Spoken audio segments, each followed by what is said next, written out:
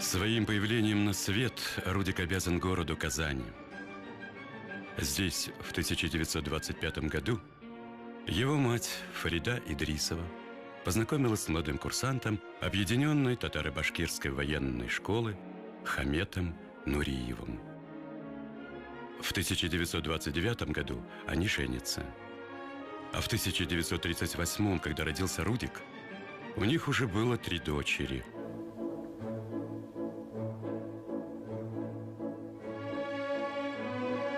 Посетив однажды балет в Уфимском театре, Рудик навсегда влюбился в это искусство. В школе он начинает ходить на уроки национального танца. В 10 лет он поступает в танцевальный кружок при Дворце пионеров. Вела его тогда Анна Удальцова, выступавшая некогда у Дягилева. У меня был детский кружок, в котором было много детей, но я особенное внимание обратила на Рудольфа. Это был маленький татарин, такой молчаливый, неухоженный, но он поразил меня своей любовью к танцам. И кроме того, я поняла, что у него абсолютный слух. Удальцова сказала мальчику, что ему нужно ехать в Ленинград и поступать в хореографическое училище.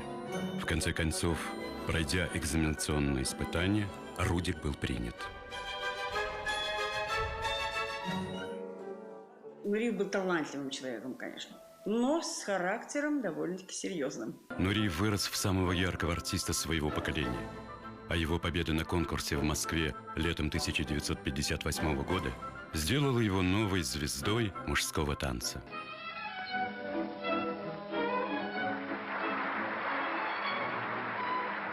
Этому молодому артисту свойственный темперамент, смелость. Особенно виртуозное у него вращение. Его приглашали в свои труппы лучшие театры страны. Он выбрал Кировский, где его партнершей стала прима-балерина Наталья Дудинская. 3 года проработал Нуриев в Кировском, и это было время полного триумфа. Впереди его ждали гастроли в Париже. Наступил знаковый 1961 год.